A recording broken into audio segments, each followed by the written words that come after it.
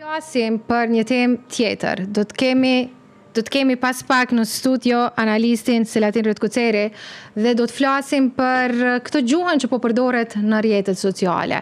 Brenda ditës ti mundesh me u bë edhe i vdekun, madje do ta vendosin edhe këtë njoftimin në përshtyllat elektrike që ndodh ta vendosin në vendin tonë. Po flasim për një lajm të rrem për vdekjen e deputetit Abdullah Hoti, i cili është publikuar nga një profil anonim në rrjetet sociale. Në fakt është një profil goxha i njohur për ata të cilët ndjekin lajmet që vijnë nga bota facebookiane. Është fjala për Lule Gjeli, kështu e ka emrin. Ky Lule Gjeli është një farë Gjebraili i dorës vet, po e di ke kur kush ka me deke, kur kush ka me shku. Gjithsesi, këto janë komentet të cilat ne i hasim në rrjetet sociale. Nëse veç sot klikojmë emrin e Abdullah Hotit, do të keni komente të kësaj natyre. Është ky një rast i cili ka hapur sërish diskutimit për përdorimin e dezinformimit në hapësirën publike, në rrjetet sociale dhe këto linçime të cilat më bën madje duke luajtur edhe me jetët e njerëzve. Kënaqësi që me ne në studio të kemi zotrin Selatin Rëtkuceri. Faleminderit shumë që jeni sot këtu. Përshëndetje. Faleminderit për ftesë. Nderuar, e pat lajmin? Po, gjithsesi. Patjetër e pam. Sepse besoj që s'ka mbet dikush pa e pa. Ja, sigurisht nuk ka mbet askush pa e pa. Ajo ishte, unë kuptova me njëherë që është fake. Po, një publikim i ra. Ajo u dike, sepse këta janë të njohur për gjëra të tilla në rrjetet sociale. Kjo dukuri është e vjetër në lëvizjen vetëvendosje, sa është e vjetër vetëvendosje. Pra thoni që shndron lëvizja vetëvendosje pas këtij postimi? Me që unë vetë kam qenë kryetari i qendrës Lipjanit në vitin 2017, 16-17, dhe e kom pa dhe pse unë s'kam qenë vizitor i atyre dhomave. Ka dhoma të specializuara për këtë punë? Dhoma të specializuara të kino studiove dhe të internetit, të lidhjeve të IT-s, të cilat kanë funksionuar të kaluarën, një kohë në Dragodan kanë qenë zyrat, por edhe kanë pas zyrat veçanta në shtëpi private, ku kanë punu grupe të rinjësh në rrjetet sociale. Ata fillimisht pra kanë direktiva të qarta për bëjnë postime të tilla, nuk bëhen thjesht sa për të marrë vëmendje. Udhëheqës që i udhëheq atë grup, fillimisht nuk kanë qenë shumë, me qenë se nuk kanë pas financa, por sidomos prej hyrjes në pushtet të lëvizjes vetëvendosje, ata janë jashtëzakonisht shumë, edhe janë të jashtëzakonshëm në postimet e tyre, fyrje, sharje, kërcënime, të gjitha i bëjnë, i kanë spakun nga 100 apo më shumë faqe një person, dhe tani mvaret a e kanë përlavdat, nëse e kanë përlavdat gjuhën të gjithë për një herë dhe japin komente shumë pozitive. Një organizimi me duar mire, thoni. Një organizim fantastik që unë personalisht nuk e kom besu derisa vetë kam shku edhe kam qenë antar. Kemi qenë ftuar edhe ne që të marrim pjesë në ato trajnime, shkolla politike, të cilat janë bajt, shkolla pastaj të aftësimit. Pas kemi një ushtri në Facebook të vërtet. Ushtri e vërtet e Facebookut, e cila tani edhe paguhet bukur mirë, kanë pagat majme, ai grup që punon atë, dhe tani varet kujt ja kanë vu piken për ta sulmuar.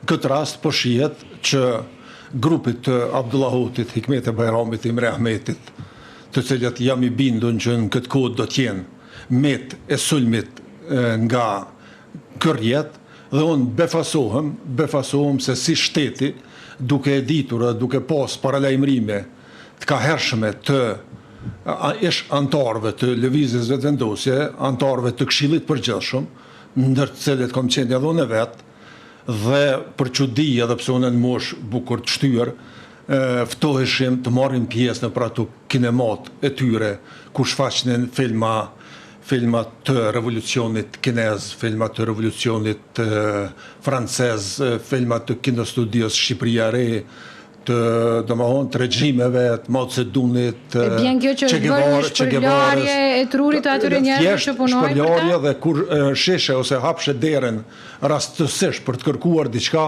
ke po atë të ri, fëmijë, ndoshta në moshën 13, 14, 15, 16 që ka qenë. Se nuk ka pas një intervenim të shtetit në... Nuk ka intervenuar asnjëherë për çudi, ata janë legal, punojnë, atë marrin paga, janë të regjistruar në atë kë paguajnë kontribute, paguajnë sigurimin pensional, trustin, i paguajnë të gjitha, por ata janë një propagandë e rrezikshme, të cilat uroj të mos rezultojnë në më të keqen për Kosovën.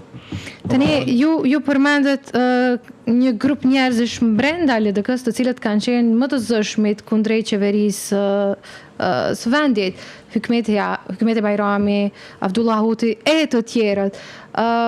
Këtë kohë kemi këtë çështjen e gazit amerikan që po trajtohet shumë dhe ndër zërat më të fuqishëm sa i përket kundërshtimit të qeverisë është pikërisht edhe zotri Hoti.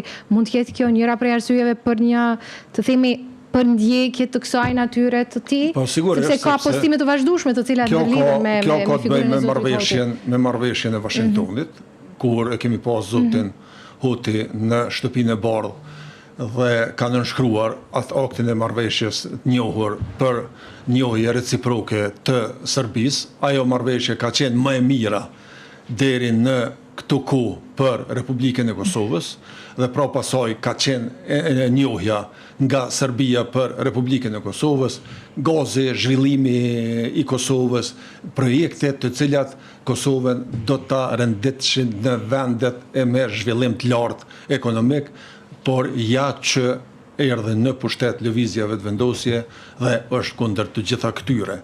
Tani më shihet se ka në horizont diçka se duket ka lëvizur diçka dhe ata me gjithate, sepse aty vendos vetëm Albini. Aty nuk ka dikush tjetër, këta deri sot ju thët dikush stop tyre grupeve të internetit, ata funksionojnë, por në momentin që si e parashek Kodi Penal i Kosovës, a ndjekën njerëz ligjërisht kur bëjnë shpifje të tilla? Po, të gjithë ata që janë me sepse në fundit kjo faqja Lule Gjeli është një faqe që është shumë aktive. Shumë aktive. Dhe kur gjen një person ata nuk dinë të ndalen derisa të bëjnë qëllimin e tyre. Kem rastin kur zonjat e VV-s kanë dhënë dorëheqje, bukuria nga Gjelani, pastaj shqipja nga Klina i Stogu. Ato kanë qenë të sfiduara në formën më të vrashtmëndshme. Dhe shumë aktivistë të cilët janë tërhequr në heshtje, nuk kanë guxu të shpallin dorëheqjen, sepse me aktin e shpalljes dorëheqjes pastaj do të pasojnë me mija fyrje, kërcënime antarëve të familjes, grave, sidomos janë shumë të vrasht ndaj zonjave, gjë që ato janë më të ndihshme dhe familjet pastaj ndikojnë te ato që të mos jenë aktive në jetën politike, sepse pra vjen deri te momenti edhe tërhiqem krejtësisht nga politika. Krejtësisht, unë një shumë zonja të cilat janë tërhequr krejtësisht nga ky subjekt dhe nga veprimtaria politike, me qenë se kërcënimet janë që nuk mundesh me marrë me mend, edhe është shumë e vrasht, unë tash të flas se çfarë flasin ata, çfarë gjuhë kanë deri te kërcënimet e antarëve të familjes, thirrjet në telefon, dërgojnë antarëve të familjes. Dhe përkundër një gjendje të tillë ne nuk kemi një intervenim të institucioneve. Për shkak unë jam ballafaquar me kërcënime, me keni paraleluar ndonjëherë në polici këto kërcënime? I kam dërguar në polici, i kam dërguar te prokurori në Lipjan, në asnjë lëvizje, ka 4 vjet, 5 vjet që asnjë lëvizje, as ftesë nuk më kanë bërë. Më kanë kërcënuar, më kanë thonë kemi me ta likvidu familjen, kanë thonë gjithçka që është vërtet një njeriu normal është e pamundur të kuptoj se si veprojnë ky grup i vetëvendosjes. Ata të kaluarën, kur jam qenë kryetar dhe kur është kërkuar nga unë të përgatis 200 shishe Molotov, unë jam trondit, edhe këtë kam betë ende në televizion e pa e thënë. Them për çfarë arsye, unë e punoja në një stacion të derivateve dhe për atë arsye unë gjaja kisha mundësi të përgatis Molotov për të goditur policin e ku ta dinë them, unë nga ky moment, jo që nuk përgatis Molotov, por unë e lëshoj vetëvendosjen sepse unë nuk jam i përgatitur për akte kriminale, terroriste të cilat ju i bëni. Kështu që unë jam i befasuar që është lejuar kjo parti të futet në pushtet, të na udhëheq për këto 7 vite, sepse vërtet këta janë rrezik shumë i madh për të ardhmen e Republikës Kosovës dhe kjo puna e gazit është shumë serioze dhe këta e dinë që me këtë e largojnë definitivisht Shtetet e Bashkuara të Amerikës dhe orientimi tyre shihet është prolindor edhe të orientuar drejt Turqisë e shteteve të bllokut Varshavës apo Rusisë. Të kthehemi edhe një herë zotërit Hoti, këtij të themi kësaj propagande që ju bë, sepse po prekën jetët e njerëzve dhe është e papranueshme një gjë e tillë. Ju personalisht si shihni brenda problemet që janë brenda LDK-s? Nëse veç flasim për procesin e krijimit të institucioneve, sepse jemi në një pikë të tillë. Për shembull, sapo kemi lajmin që veç ka nisë ndërheqje të reja brenda LDK-s është Besnik Osmani, ish kryetari për shumë vjet i degës LDK-s në Fushë Kosovë, veç ka dhënë ndërheqje. Ka reagime e komente të shumta. Si e shihni këtë? Unë mendoj që njerëzit parimor të Lidhjes Demokratike të Kosovës do të tërhiqen ose do të provojnë që të largojnë zotin Lumir Abdigjiku, i cili si duket e ka çështje vetëm veten. Ai dën të akomodohet dikon në pozitën e zëvendës kryeministrit dhe me kaq ai ta përfundoi misionin e tij. Nuk ka qëllime të mira për Lidhjen Demokratike të Kosovës. Pjesa tjetër, e cila është me zotin Muhaxheri, me zotin Ahmeti, të cilët janë me zotin Rama, është pjesa e cila ka hetuar dhe e din shumë mirë që koalicione, çfarë do koalicioni me lëvizjen vetëvendosje nuk i bën mirë jo atyre, por nuk i bën mirë Kosovës. Prandaj unë mendoj edhe ky sulm se e din që në këtë përpjekje është i pari zoti Hoti, është kuadri më i mirë që e ka pas Lidhja Demokratike ndonjëherë, prandaj edhe sulmohet edhe ai dhe zonja Hikmete Bajrami. Për çudin këtë rast nuk është sulmuar zonja Hikmete Bajrami, është sulmuar zoti Hoti sepse ai është njëjtë. Tani si të sulmohet Imriut, sulmohet Muhaxherit, sulmohet Rama, është krejt njësoj, por këta e llogarisin që zoti Hoti është personi që është duke u përgatitur për ta bardh barrën e Lidhjes Demokratike të Kosovës. Kështu që Lidhja Demokratike e Kosovës është duke gabuar dhe unë mendoj që secili koalicion, secila parti që bën koalicion me lëvizjen vetëvendosje pa marrë parasysh që i kanë marrë votat, se votat janë marrë me mashtrim. Votat merren, është e çuditshme se si arrihet të merret kjo. Hajde ka ndodhur në 2021, por të ndodhë sot në 2026 të merë një vot kaq masovike lëvizja vetëvendosje pas krejt dështimeve të cilat i ka pas në gjitha sferat, jo vetëm në ekonomi, po në arsim, shëndetësi, thjesht nuk ka bërë asgjë. Dhe përsëri populli e voton me një përqindje të jashtëzakonshme, nuk ka humbur në këtë rast lëvizja vetëvendosje. Humbja do është jetë shumë më e madhe dhe krahasu me rezultatet që i kanë pas.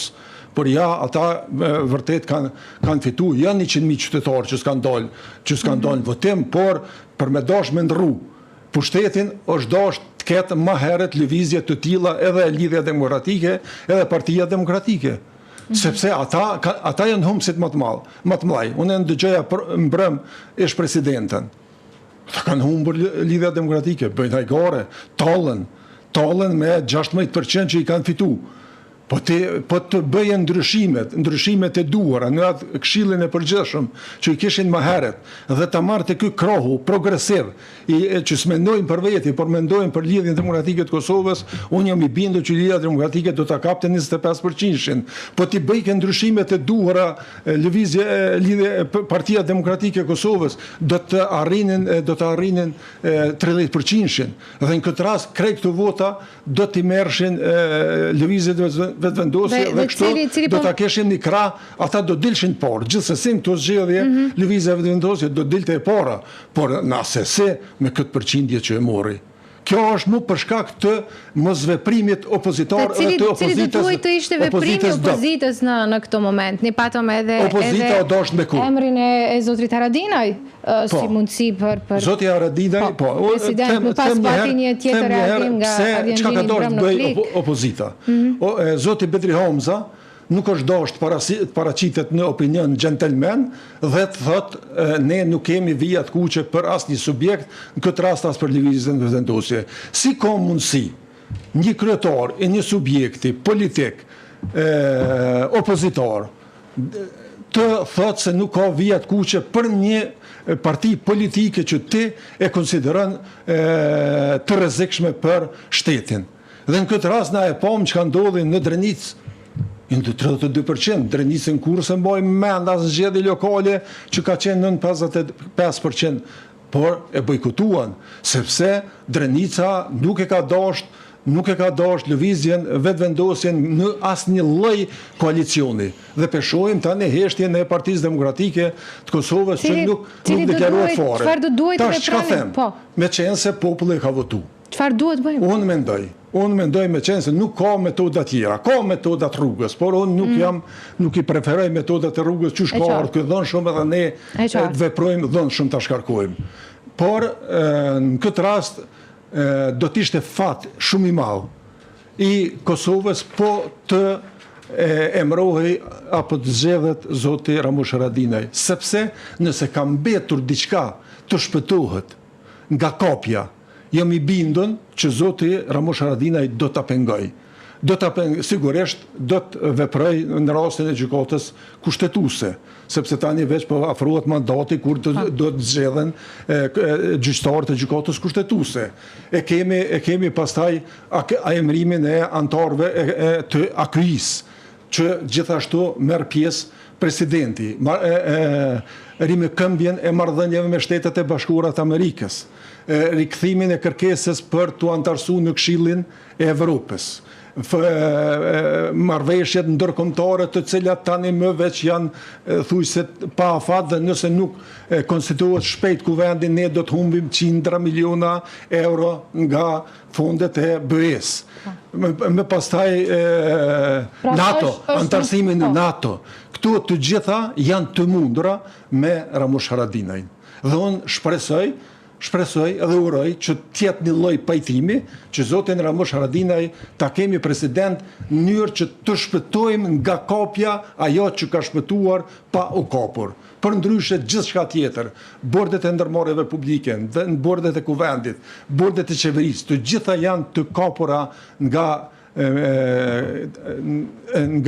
qeveria aktuale, por edhe ka mbetur gjykata kushtetuese, prokuroria dhe gjykata.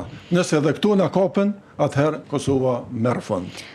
Do toja që këtë bisedë ta përmbyllim edhe njëherë me temën për cilën në fakt filluam këtë diskutime që secila ndërlidhet me tjetrën.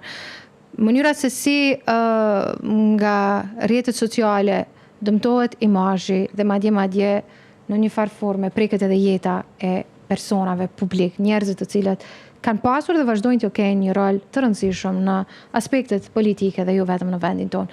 Ju e thatë personalisht që vetë keni dërguar, nëse mund të themi, ankesa në prokurori, në policinë e Kosovës, dhe deri më sot nuk keni marrë një përgjigje saj përket e tyre.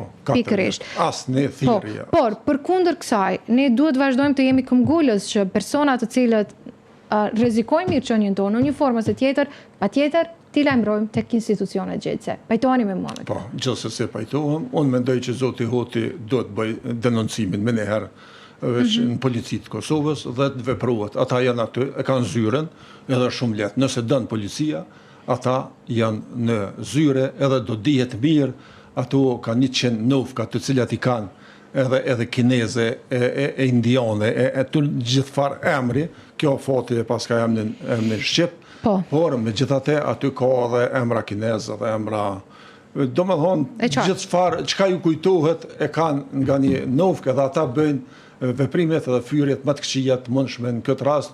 Unë jam i bindun që këta e bëjnë me qëllim që të zbehen, të tërheqen. por disa prej neve nuk e kemë ndërmend të tërheqmi.